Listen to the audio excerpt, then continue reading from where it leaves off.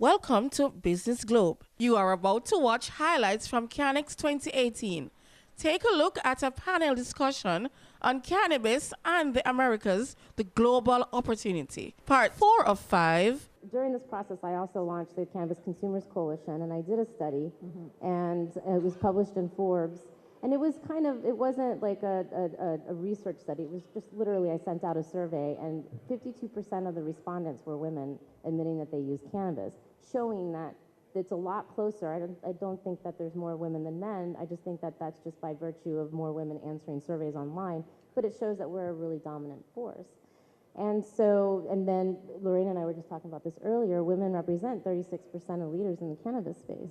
And so, but I still found myself hitting barriers. And, you know, I have 3 degrees, a master's, all with honors. And yet I felt like I had to continually prove myself, you know, and stop people from patting me on the head and saying, oh, you're so cute, you're so smart, and really take me seriously. And so last year, I had one of my clients for a Pennsylvania license application. He's a former commercial banker and finance guy, and I convinced him to join forces with me and to partner. And that is, when you had asked earlier about barriers, that night and day. I mean, I don't even negotiate deals anymore. I just found the right ally. You know, and we're making so much more money. And it's frustrating that it had to be that way, but it's the advice that I give people if they're looking to really thrive in their business and they've hit some sort of barrier or some sort of glass ceiling. Bring someone on, see how that works out, someone that you trust.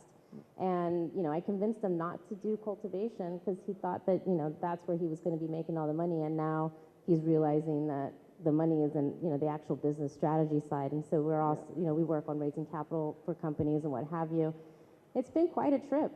You know, it's been quite a trip, and it's been really amazing watching people grow within the space and sitting up here with other women leaders in the space, breaking major barriers. And, you know, I do think that we're going to continue to be a force in this industry to be reckoned with as we move forward. Agree, absolutely. And Tashura, you're coming with all this business background, right? So please. Sure. So my first introduction to cannabis was on April 27th, 2014, when my fiance was diagnosed with acute lymphoblastic leukemia. We were ready to get married in June, and the news came that he had leukemia. He died 2.5 weeks later on May 15th, 2015. But during that 2.5 weeks between diagnosis and his passing, we Googled everything that we could find. We knew it was already end stage. We knew he didn't have much time, but we didn't have access to marijuana. We read on the internet of other people who had used it and who had benefited tremendously from it, but we never got an opportunity to use it.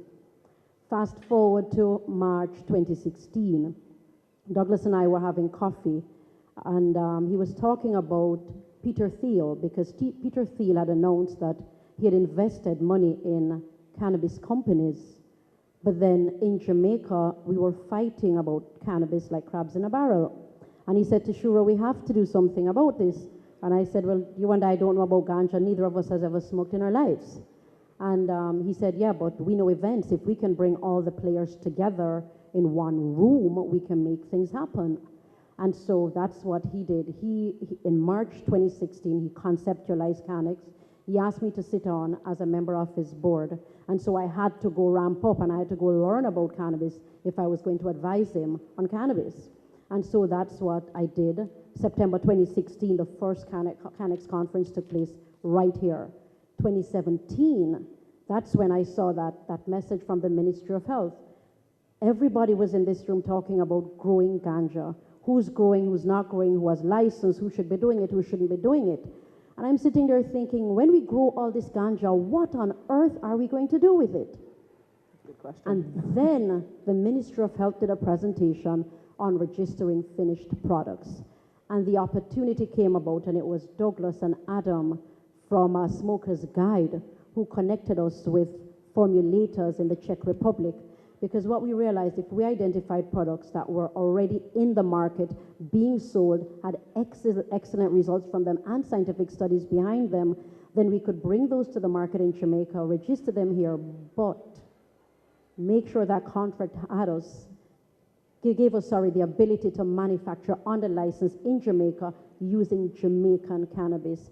And that's what we did. But it wasn't obstacle-free, because after we signed that initial contract, the company we signed with merged with another company, and our 3-page contract became 18 pages, and everything became a long conversation, and it just seemed like it wasn't going to happen. But I'd already resigned from my job at JPS, so this had to work out. There was no plan B. And so we had a conference call, and we said, guys, listen, we will jump on a plane, and we will meet you anywhere, you name it. And we said to them, Miami, London, New York, LA. We gave them the major cities. We will jump on a plane and we will meet you there. And they said to us, let's meet in Budapest. I like Budapest. Where's Budapest? Do I need a visa to go there? How do I get there? But anyway, we figured it out, and the next week we were on a plane to Budapest. Lots of obstacles, canceled flight, lots of things went wrong. But you know what? We landed, we got there, we had a contract signed, we were back on the plane to Jamaica, we got our products, and we are in the market. And so my message is, there are going to be obstacles, and it's how you bounce back from those obstacles and the resilience that you have that's going to differentiate you from the other players in the market. Absolutely. I know I say that I earned a crash course MBA when everyone was raising and all of that, so I can appreciate it's interesting. And I heard that you dropped the number, the 36%. So, you know, part of the reason why we're having this conversation and we have a women's panel, period, full stop, as opposed to just having these experts on panels, period, is those numbers have been declining. So, you know, in the States, you started around with, you know, it was 35, and now it's going lower. And currently it's actually at 23%. And then when you look at Canada, who's actually federally legalizing, we had 12%, and now we're down to 7% on C-suites and across boards across the country, which is, for context, half of the mining industry, which we all know is predominantly men. So, you know, as governments are rolling these programs out, I ask, you know, what are your governments or regulatory bodies doing to support, and what are you doing internally to support the point of entry for women and mentorship as they enter the industry? Do you want to start on the other side, maybe, Tashira, and we'll go the other way around? Absolutely. I do believe that a lot more can be done from a governmental standpoint to assist women, not just in cannabis, but really women in business. There are things that are taking place right now, but I also believe that us women in cannabis also have that responsibility to educate our governments, because I don't know that they know that we need that level of support. There is still this stigma associated with cannabis. A lot of us don't want to say we're in it. Yes, I came from corporate and I jumped right in, but I do believe we also have a responsibility to lobby our governments to play a greater role in assisting women who want to enter this industry. Agree. I'm just going to quickly hop in here. I actually have a quote from your permanent secretary, the Minister of Culture and Gender. He said that men benefit and where women advance, and there's real gender equity. There's an overwhelming body of evidence that suggests that there's a connection between prosperity and economic participation for women, and saying that the government here is actually going to take a lot of initiatives to try to include more women. Absolutely. The government here has indicated that, and we do want to see that. We also believe that farmers must be included, whether they're women or not, and that's why my company, Zimmer, decided to pay for 250 farmers to attend Canex this year to be able to participate in the market. But I do agree with you, more has to be done for women and more mentorship, especially from government. And in your experience, Larissa? So I don't think we're doing nearly enough that we could be doing for women. There are different women groups that have emerged in the cannabis space, Bo having founded one of them, that do provide mentorship for women, but I really do think that we need to expand that and really look out for each other and create meaningful programs, not clubs, if you will, where people hang out and, you know, have conversations, but instead teach women how to be more empowered. And absolutely more needs to be done on the legislative level. Right now we're seeing a lot of movement in diversity and inclusion as a whole, but that's primarily addressing the gap between people of color in the industry and not. And I think that part of that conversation has always included women by de facto, and I think that we need to start bringing that up so that we can bring that number back up to 36%, because it is really alarming. And I see this on the business side, you know, now that corporate America or corporate world, if you will, is coming into cannabis, they're bringing in their male boardrooms. They're bringing in those male investors. So women don't represent, you know, you don't see that many women on Wall Street. You don't see that many women in boardrooms. And I think that we have this unique opportunity. This is a new industry. Yes, it's been underground for 80 years, but this is a brand new industry, and we have an opportunity to create a model industry and show how we can be more inclusive of women and of people of color.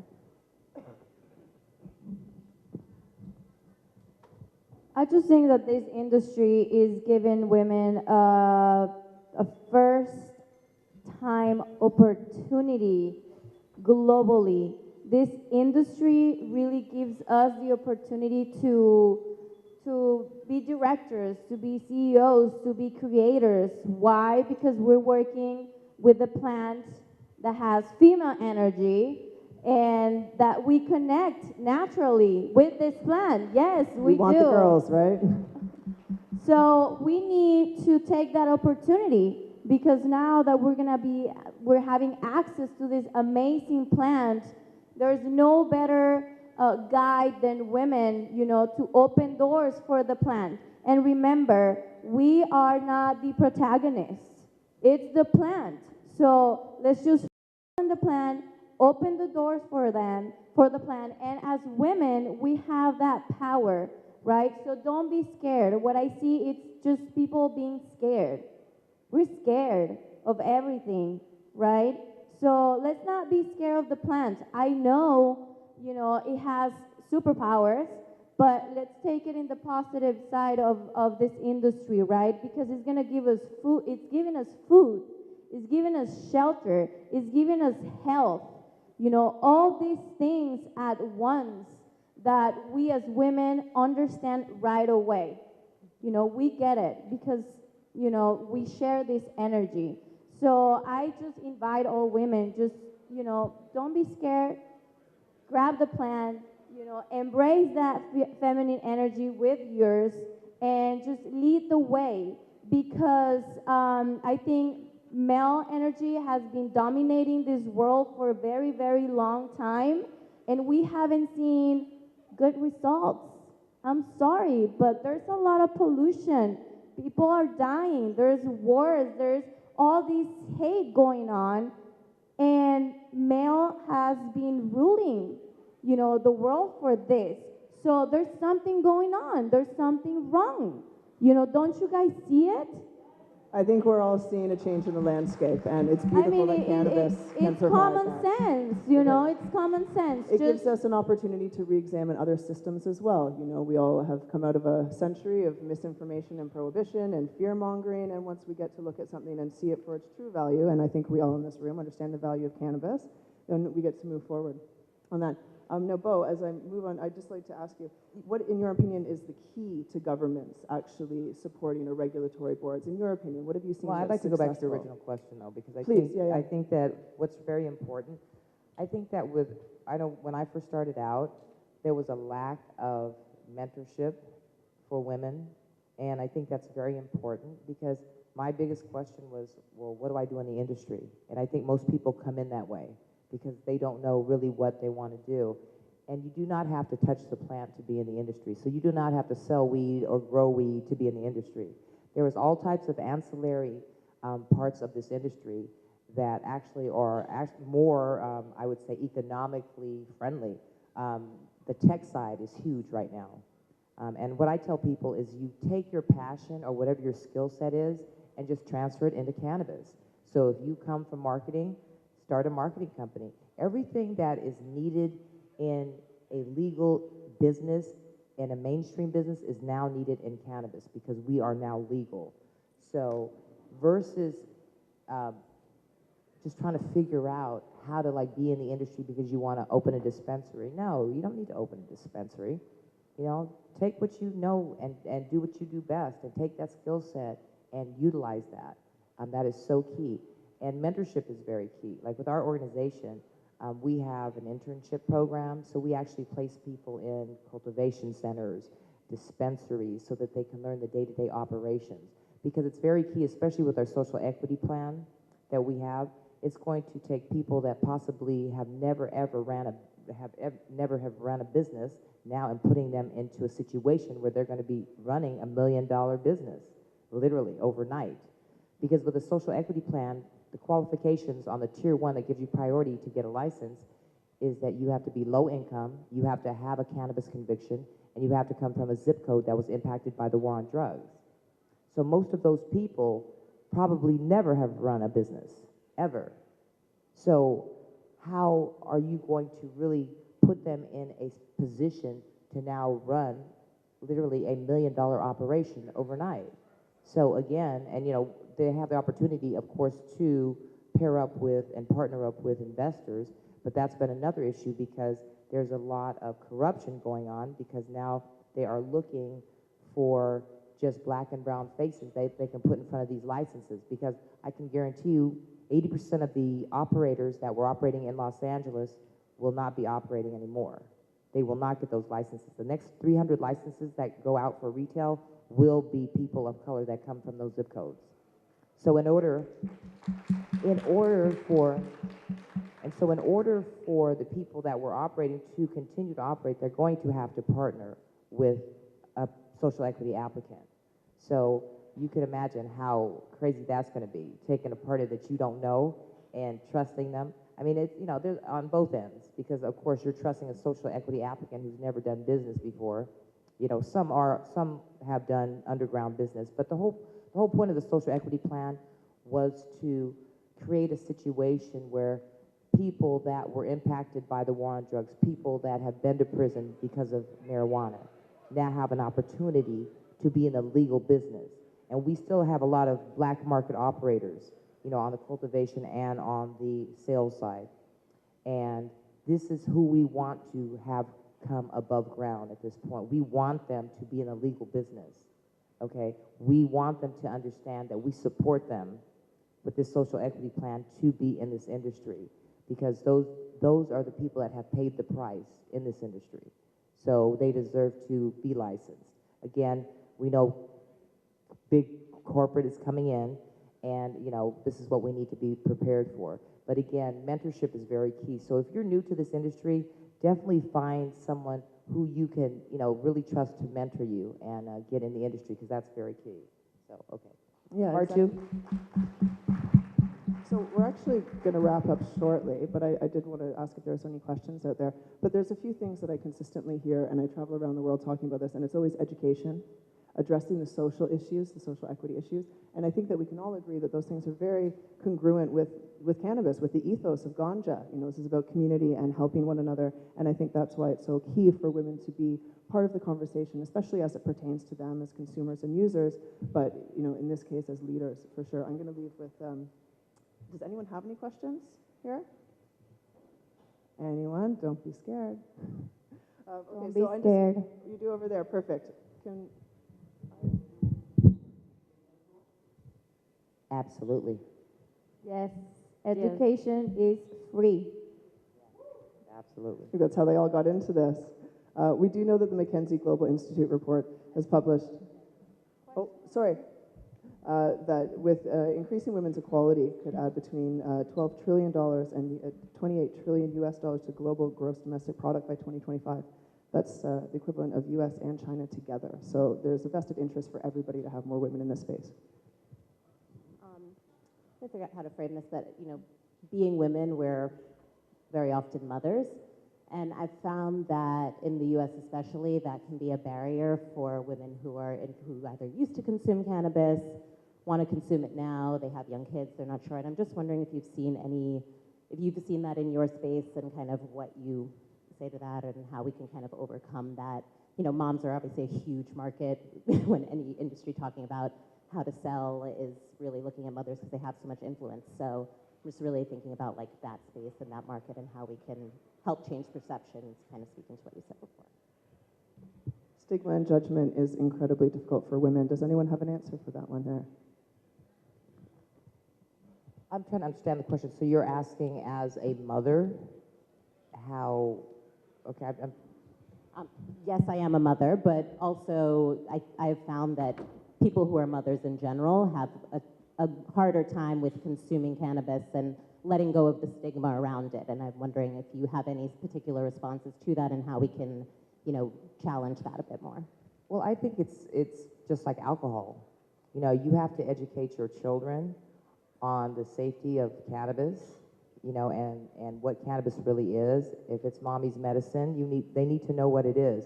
The days of trying to hide your little box of cannabis under your bed and all that is over. You need to really have those conversations with your children, because it's just like alcohol, and it needs to be that way. Again, we're dealing with a plant. this is a plant. You know, alcohol kills, cannabis doesn't. Very You know, true. so Very true. I mean, this is really important. So if you are a cannabis user, God bless you, because you know what? It's all about that spirituality, all that greatness. Absolutely. So again, we don't really have that stigma in California because we've been medicinally legal for 22 years. So we don't really have those issues. I know in a lot of the other states that haven't been legal, they still have those barriers, and those stigmas are horrible.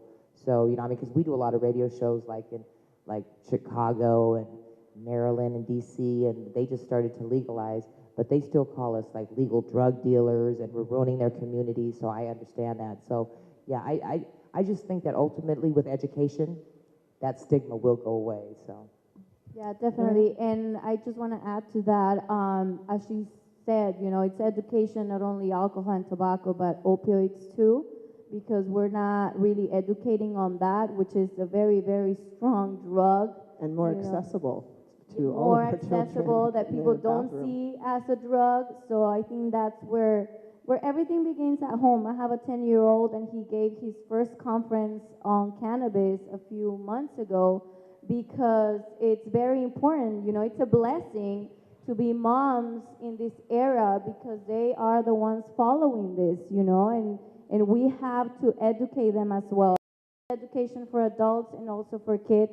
My friend Chris over here from Colorado, she created the first children's books about cannabis, about marijuana and hemp, you know, illustrations Is that and everything. Hannah the Hemp? And, yeah, Hannah I Hemp have and those Carrie books for my Cannabis. children. Yeah, it's an amazing book, you know, and we need to talk to them about this. And my son comes to home the other day, and he's like, Mom, we're talking about drugs at school. They're mentioning tobacco and alcohol and then mention marijuana. But I told them the right term is cannabis, and that can also be a medicine. So they need to learn that. Absolutely. And I'm like, yeah, that's right, you know. So start with your kids. If you have kids, that's the main focus on your part of your education is your kids, because they're going to be following our steps. We're doing this for them, you know, because we're going to be gone. Everybody's going to be gone, but they continue the work, you know. Absolutely. And if we don't do that, we don't have time. It's just we don't have time. So don't be scared of educating your kids. It's time for them to learn, you know, what's coming next. They do say that, you know, it's 7 years for dog's year in cannabis, so for every year in regular business, it's 7 in cannabis. We have another question? Hi, I'm Ramona Samuels. I have a question for this beautiful. perfect then. I come from TV and film. So, of course, it was a natural for me. I have a company called ProLit Ventures, and it's a celebrity cannabis marketing and branding company. So what I've done is I partnered with a lot of different celebrities and developed their cannabis brands. Because on the marketing end, that's going to be huge. Because what I found is that there's so many cannabis brands right now, and I found that a lot of people were spending so much time trying to get licensed, trying to create products, trying to figure out what they're going to do, try to develop their companies, but they weren't thinking about how they were going to market. So what are you going to do when you can't get shelf space? You know, because there's 50 different, you know, CBD oils, you know, or 80 different, you know, edibles, and trust me, there's that and more. So again, people weren't thinking about the marketing end. So if that's where you come from, you can utilize all that, because that's what I did. I just started like connecting with all my celebrity friends and saying, listen, you need a cannabis brand, okay? And they had all the followers. They have a built-in platform to market products. And I dare say you just met a good connection in the industry for Yes, maybe some absolutely. information and some sponsorship. Yeah, so definitely Tashira, talk do you to me have? after. Yes, Yeah. I would just like to add. You can see it too well from there, but you can see how we can actually get rid of the fungus while not harming the roses, right? So what we have in mind for this is that we want to combine actually what we have been doing for leaf rust and what we have been doing in roses, and we believe we have a very good thing that can be used for growing without harming the environment. We are ready right now for small or large scale field runs, We actually have some samples with us here, so if any one of you is interested, you can find me later, okay?